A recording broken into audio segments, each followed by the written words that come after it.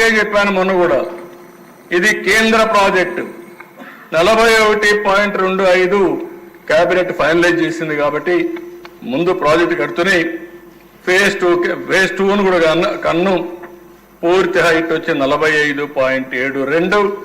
Telugu Desam party చాలా స్పష్టంగా ఉన్నాం, ఎన్డీఏ కూడా చాలా స్పష్టంగా ఉన్నాం, కేంద్రం కూడా చాలా స్పష్టంగా ఉంది. 45.72 మీటర్లు ఎత్తుకు కేంద్రం కట్టుబడి ఉంది, మేము కూడా కట్టుబడి ఉన్నామని చెప్పి కూడా నేను మీకు తెలియజేస్తున్నా. దీంట్లో కావాలని ప్రతిరోజు మాట్లాడుతున్నారు.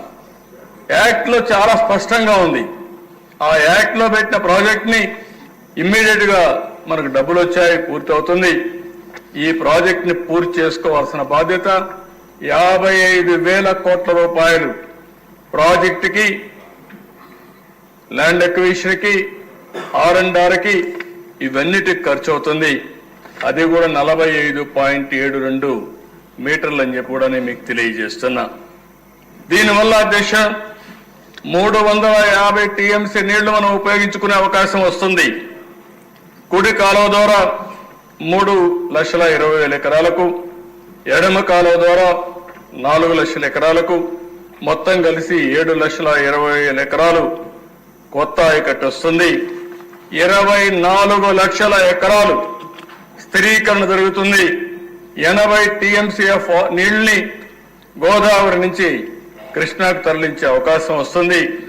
23.44 టీఎంసీ నీటిని విశాఖపట్నం, మిగిలిన ప్రాంతాలకు విశాఖపట్నం స్టీల్ ప్లాంట్కి ఇచ్చే అవకాశం వస్తుంది. 960 మెగావాట్ల విద్యుత్ కూడా మనకు సమకూరుతుంది.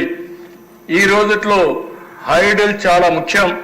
ఎందుకంటే దేశ సోలార్, విండ్ ఎనర్జీకి హైబ్రిడ్ కావాలంటే హైడల్ కూడా అవసరం. ఇది కూడా వచ్చే అవకాశం వస్తుంది.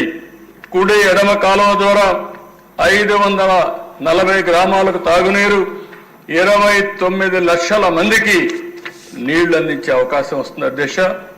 ఇది కాకుండా ఈ కాంపోనెంట్స్ అన్ని కూడా మీరు ఒకసారి చూసినప్పుడు మొత్తం ఇప్పటి వరకు మీరు చూస్తే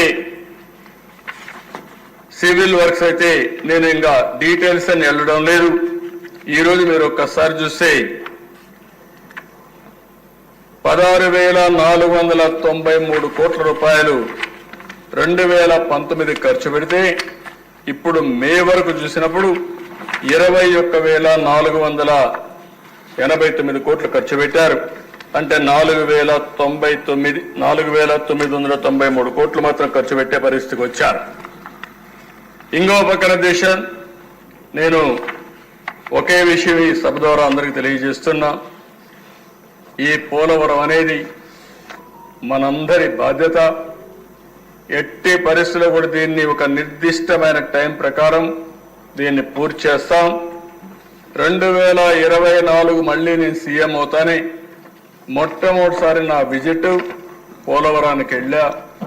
ఢిల్లీలో పోయి మొట్టమొదటిసారి నేను మాట్లాడింది పోలవరం గురించే మాట్లాడా.